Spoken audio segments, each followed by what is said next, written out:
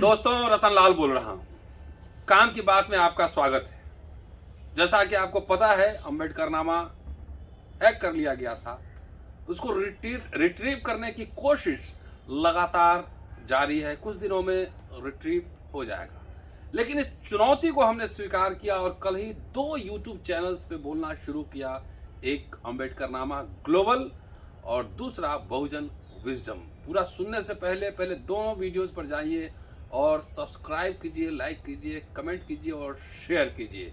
दोनों इस चुनौती को स्वीकार करते हुए हम सब की जिम्मेदारी है कि दोनों चैनल बहुत जल्दी ही 1,00,000 सब्सक्रिप्शन पार करें। बहरहाल, आज अम्बेडकरनामा ग्लोबल और बहुजन विजडम के एक संयुक्त कार्यक्रम में पंजाब चंडीगढ़ से वरिष्ठ पत्रकार संजीव पांडे साहब हमारे साथ मौजूद हैं। लगातार आपने ऑनलाइन इनको सुना होगा। पंजाब इलेक्शन पे लगातार इनसे चर्चा होती रही है। आज यहाँ फिजिकली मौजूद हैं, हमारे साथ हैं और पंजाब में चुनाव हो चुका है। क्या है पंजाब का हाल?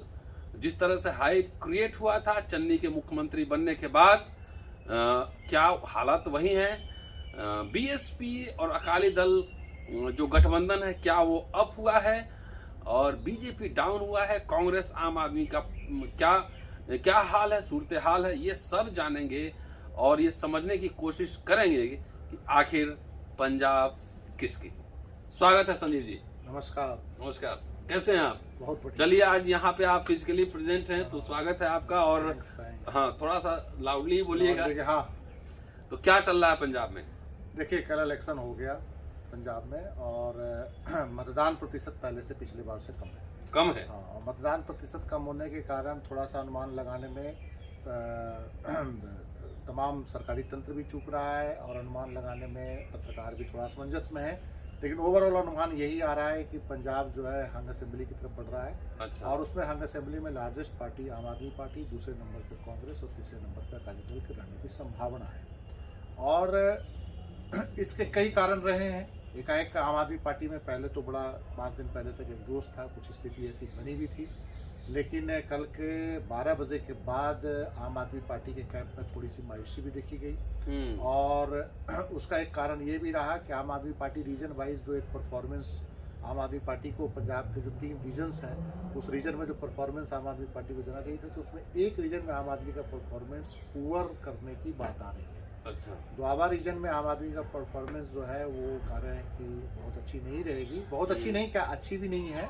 और उस रीजन में 23 सीटों में से आम आदमी पार्टी 2 से 3 सीट ही जीतती हुई नजर आ रही है, जैसी कि सूचना आ रही है। और जो आम आदमी पार्टी का परफॉर्मेंस पहले की तरह, जो पंजाब का मालवा बेल्ट है जहाँ से 65 से 69-70 सीट्स आते हैं, वहाँ पे आम आदमी पार्टी का परफॉर्मेंस बेहतर बता रहे हैं। लोग निकले भी हैं उमड़ के काफ़ी ज़्यादा। आम आदमी पार्टी के जो कैंप था या आम आदमी पार्टी का जो ग्रुप है उस एरिया में, उनको ये खबर मिली हुई है। सरकार को भी ये खबर मिली हुई है, एजेंसियों को भी खबर मिली हुई है, पत्रकारों को भी है कि मालवा बेल्ट पे आम आदमी पार्टी ने दोनों दलों पे अच्छी खासी बढ़त बना रखी है। अब बचा एक और जो ज्योग्राफिकल बेल्ट पंजाब का है, माझा के इलाके में आम आदमी पार्टी को 5 से 7 सीटें मिलती नजर आ रही है। तो इन परिस्थितियों में तीनों रीजन में चूंकि आम आदमी पार्टी का परफॉर्मेंस एक तरह नहीं रहा है, एक जगह तो बहुत अच्छा कर रहे हैं जो बड़ा रीजन है, लेकिन जो 2 रीजन है वहाँ पे परफॉर्मेंस उम्मीद के मुताबिक नहीं होने के कारण ये स्पष्ट बहुमत की तरफ आम आदमी पार्टी फिलहाल जाती हुई नजर नहीं आ रही है। बात हुई कांग्रेस की। कांग्रेस को पहले की तरह जो एक अनुमान था कि कांग्रेस दूसरे नंबर पे आने का अनुमान अभी भी जताया जा रहा है। कांग्रेस को लगभग उतनी ही सीटें बताई जा रही है, 35-40। अगर आम आदमी पार्टी को 45 से 5 माइनस होगा तो कांग्रेस 5 बढ़ सकती है। अकाली दल को भी वही 25 से 30 सीटों का जो है अनुमान बताया जा रहा है।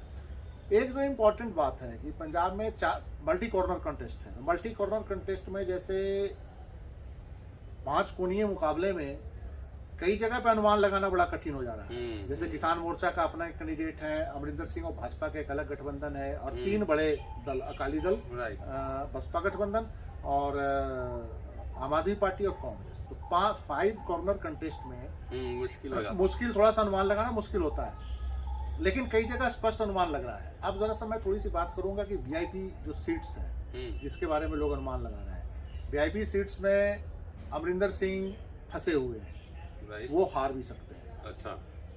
नवजोत सिंह सिद्धू की जीतने की खबर बताई जा रही है, वो जीत जाएंगे। प्रकाश सिंह बादल का टफ सीट है, जो चीफ मिनिस्टर, वहाँ आम आदमी पार्टी उनको काफ़ी फाइट दे रही है। तो ये जो कुछ वीआईपी सीट, चरणजीत सिंह चन्नी जो है पहले तो 2 जगह से ऐसे लड़ रहे हैं, तो एक सीट जो उनका जो ट्रेडिशनल परंपरागत सीट है वहाँ पे पहले वो कमज़ोर थे, लेकिन लास्ट 5 दिन में उन्होंने काफ़ी गेन किया। अच्छा। और अब वो बताया जा रहा है कि चुनाव जीत जाएंगे। अब एक बात आती है कि जो मुद्दे थे वो किस तरह से लास्ट 5 इलेक्शन में 5 दिनों में कैसे वो मुद्दे किस तरह से वोटिंग पैटर्न को मुद्दों ने डिसाइड किया। देखिए, एक मुद्दा था कि फील्ड में एक डिस्कोर्स था हेल्थ, एजुकेशन और बेरोजगारी। इस डिस्कोर्स पे यूथ और वोमेन का एक बड़ा तबका आम आदमी पार्टी के साथ नजर आ रहा था और वो रहा है। लेकिन उसको काउंटर कई जगह पे रीजन वाइज हुआ है, वो काउंटर जैसे कुछ डेरों ने काउंटर कर दिया। ठीक। अब उसके कारण आम आदमी पार्टी का कुछ नुकसान हो सकता है। जैसे डेरा सच्चा सौदा ने भाजपा का समर्थन किया, तो निश्चित रूप से डेरा सच्चा सौदा ने भाजपा का समर्थन किया, और जहां पे आम आदमी भाजपा कंटेस्ट में नहीं थी वहां पे उन्होंने अकाली दल को सपोर्ट किया। अच्छा। और हमें सुनने में आया है कि ये उनको डेरा को एक तरह से कहा गया था कि आप अकाली कांग्रेस को और आपको छोड़ के, जहां से डेरा को डायरेक्शन मिल रहा था राम रहीम सिंह को, कि आप जो है अकाली दल और कांग्रेस और आपको छोड़ के भाजपा और जहाँ पे अकाली दल के जो कैंडिडेट हैं उनको सपोर्ट कीजिए, ताकि बाद में अगर कोई हंग असेंबली आ जाए तो भाजपा और अकाली दल पुराने सहयोगी रहे हैं, तो बाद में फिर कोई सरकार बनाने की कवायद बनाई जाएगी। बसपा भी एक कोलैबोरेशन में पहले रही है। अब बात आती है कि चन्नी फैक्टर की एक जरूरी बात करनी होती है, क्योंकि चन्नी फैक्टर फर्स्ट मतलब कि कांग्रेस ने एक दलित चीफ मिनिस्टर का चेहरा बनाया था, और चन्नी फैक्टर द्वाबा बेल्ट में इनको काफी मदद किया है। अच्छा। ये जो सूचना आ रही है, ये इन्फॉर्मेशन आ रही है कि द्वाबा के बेल्ट में, लेकिन वो मालवा बेल्ट में वो फैक्टर जो है जाके स्लो हो गया। हालांकि कांग्रेस के पास जो दलित वोटर हैं, जो ट्रेडिशनल वोटर, वो आए हैं, लेकिन जो चन्नी के साथ इन एडिशन जो मिलना था कि जो कुछ और दलित इकट्ठे होते, वो नहीं। वहां पे आम आदमी पार्टी भी बेरोजगारी, एजुकेशन और इस मुद्दे पे दलितों के वोट को उन्होंने अपना हिस्सा भी लिया है। और चूंकि मालवा बेल्ट में एजुकेशन और हेल्थ के जो सबसे ज्यादा बुरा प्रभाव वो दलित आबादी पे भी पड़ा है, जो गरीब है गाँव में, उनके बच्चे नहीं है, तो आम आदमी पार्टी का ये नारा कि हम दिल्ली पैटर्न पे एजुकेशन देंगे, हेल्थ देंगे, वो उनमें कहीं प्रभावी नजर आया है।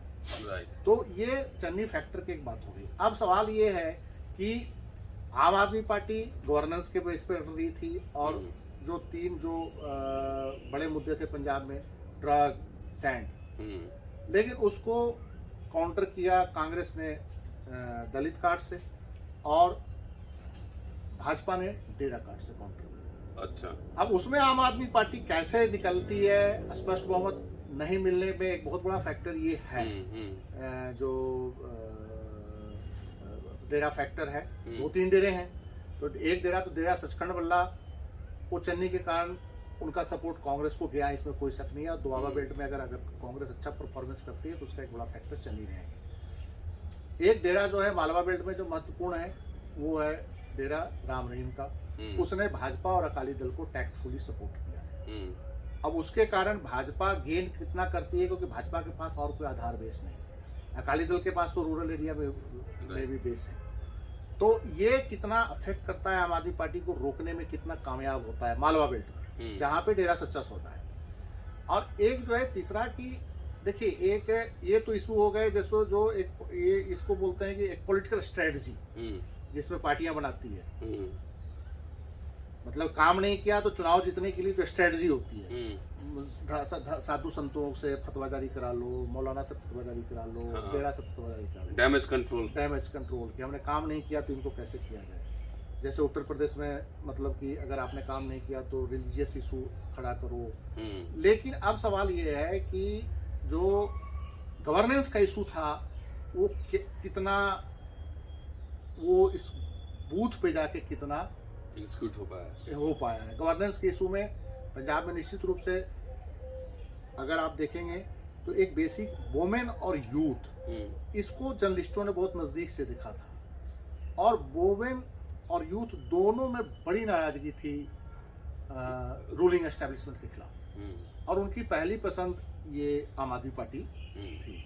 तो क्या आम आदमी पार्टी के पक्ष में वो वोटर वहां बूथ तक गया, या क्या आम आदमी पार्टी उनको पहचान के बूथ तक ले जा पाई, मोबिलाइज कर पाई? ये एक अहम सवाल है। यही कारण है कि तमाम अंदाज लगाने के बाद यही निकल रहा है कि एक हंग असेंबली की तरफ पंजाब बढ़ रहा है। उसमें संजीव जी, जैसे जब बोलते हैं कि वोटिंग परसेंटेज ज्यादा हो जी, तो वो एक तरह से एंटी इनकम्बेंसी का वो सूचक होता है जी, एक इंडिकेशन होता है कि सरकार के खिलाफ नाराजगी है, इसलिए वोट परसेंटेज बढ़ रहा है। लेकिन पंजाब में अगर इतनी नाराजगी थी महिलाओं में, यूथ में और ड्रग्स को लेकर और सैंड को लेकर, तो वोटिंग परसेंटेज बढ़ना चाहिए था जी, लेकिन कम हुआ है। इसका मतलब ये सरकार के पक्ष में जाता नहीं दिख रहा है। नहीं, इसमें 2-3 तरह से माइक्रो एनालिसिस करने की जरूरत पड़ेगी। जैसे अभी कल शाम तक इलेक्शन कमीशन ने कहा कि 65-67 ये बता रहे थे, लेकिन आज कुछ चेंजेस होंगे। अच्छा, क्योंकि वो 5 बजे तक वहाँ पंजाब में मैं हमेशा देखता हूँ कि एक दिन बाद 4 से 5% वोट का इलेक्शन कमीशन जारी करता है। 6 बजे तक 7 बजे तक जो मतदाता बूथ पे रहते हैं, 6 बजे जो एंटर कर जाते हैं उनको निकाल नहीं पाते। तो एक तो ये है कि फाइनल अभी जो है वो आज कोई कह रहा था कि आएगा, बता रहे थे मुझे। सेकंड, दूसरा चीज की वोटिंग ट्रेंड किस एरिया में कैसा रहा। देखिए, मालवा के बेल्ट में रूरल एरिया में वोट बहुत ज्यादा गया है और अर्बन एरिया पूरे पंजाब में बहुत स्लो वोट गया है।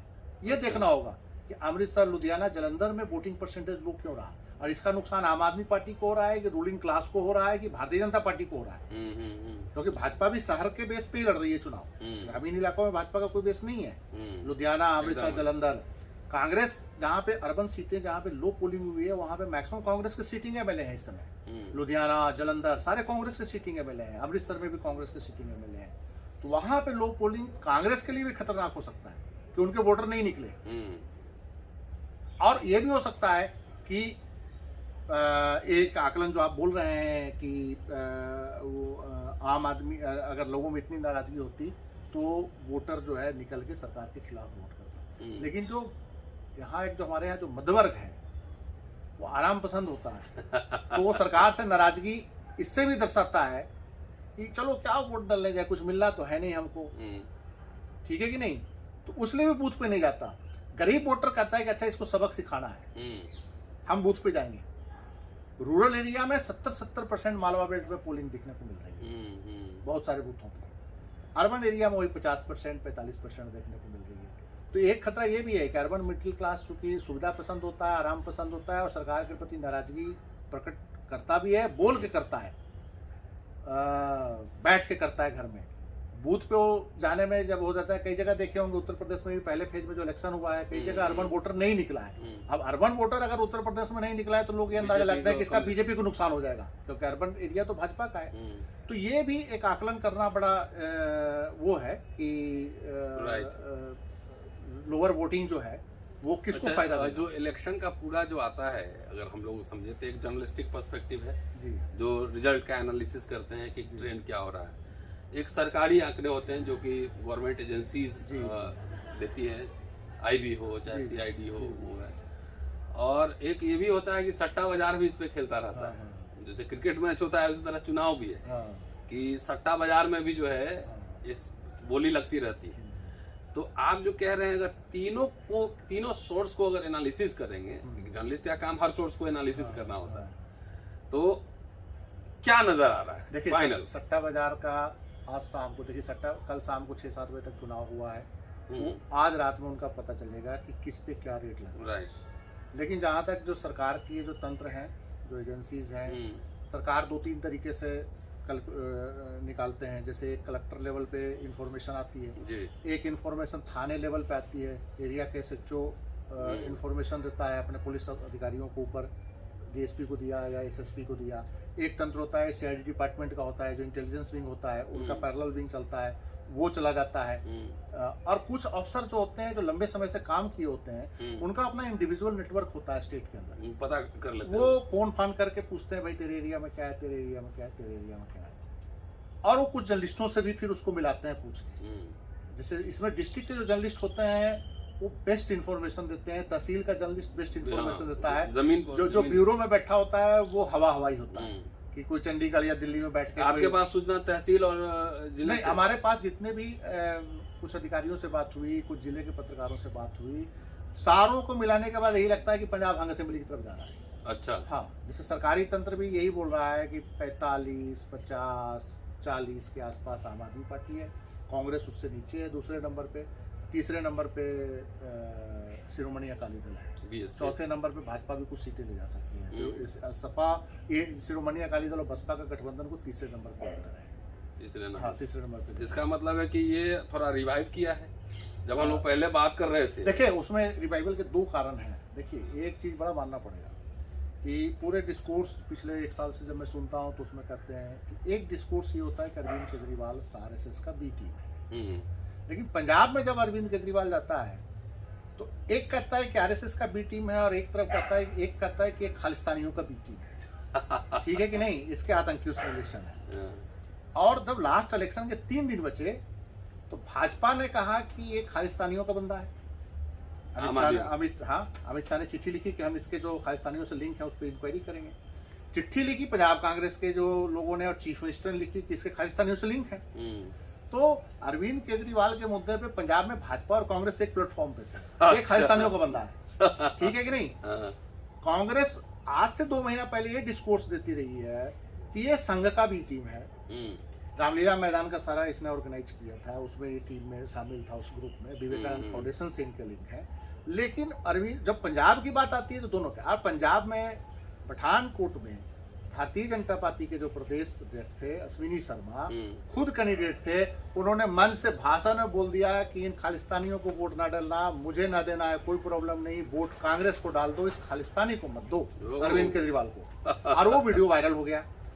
तो ये जो है ना कि अच्छा, भारतीय जनता पार्टी ने ये जो कहा कि भारतीय जनता पार्टी का ये मैसेज गया जो डेरा के थ्रू, चाहे डेरा उनके प्रभाव में है कि भैया अगर जहाँ पे हम नहीं वहाँ अकाली दल को वोट डालो। कई जगह ये मैसेज गया है कि आम आदमी पार्टी को घुसने नहीं देना। आप अगर बढ़ रही है तो उसको रोकने के लिए कांग्रेस को भी टैक्टफुल वोटिंग करना तो करा दो। कांग्रेसियों ने भी कई जगह यही किया कि ये ना जीत पाए, अगर अकाली दल वाला अगर जीत रहा है उसको जिता दो। तो ये जो लास्ट में राजनीति बहुत ही पेचीदा खेल होता है। तो फाइनल जो है संजीव जी कह रहे हैं कि पंजाब हंग असेंबली की ओर बढ़ रहा है। 45 से 50 आम आदमी पार्टी, हाँ, 35 से 40 कांग्रेस, 25 से 30 अकाली दल बसपा बाकी भाजपा और इनके हिस्से भी कुछ सीटें आएंगी। हाँ। तो ये चल रहा है पंजाब में। अब देखना है 10 मार्च को होना है। इसमें सबसे बड़ी बात है कि जो किसानों ने जो एक ढांचा बनाया था चुनाव लड़ने का, वो बुरी तरह से अभी जमीन पे फेल होते नजर आ रहे हैं, पिट गए हैं। और एक आध कैंडिडेट को अगर गलती से कहीं से कोई निकल जाए, 1-2 कैंडिडेट तो निकल सकता है। जमीन पे आंदोलन करना एक बात है, राजनीति करना दूसरी बात है। तो आंदोलनकारी आप अच्छे हो सकते हैं, लेकिन अच्छे राजनीतिज्ञ भी होंगे, ये कोई जरूरी नहीं है। तो ये थे संजीव साहब पंजाब चंडीगढ़ से, पंजाब पे इनपुट दे रहे थे कि क्या होने वाला है पंजाब में 10 मार्च को। फिर इनको हम बुलाएंगे तीनों चैनल पे। अम्बेडकरनामा तब तक रिट्रीव हो चुका होगा और ये बाकी 2 चैनल पर, तीनों चैनल पर इंटरव्यू करेंगे। तब तक आप देखते रहिए अम्बेडकरनामा ग्लोबल और बहुजन विजडम। और जल्दी से जल्दी 10 मार्च तक ये दोनों चैनल के भी लाख सब्सक्रिप्शन पार कर जाने चाहिए। शुक्रिया, कीप वॉचिंग एंड शेयरिंग। फिर मुलाकात होती है जल्दी आपसे अगले एपिसोड में। शुक्रिया, जय हिंद।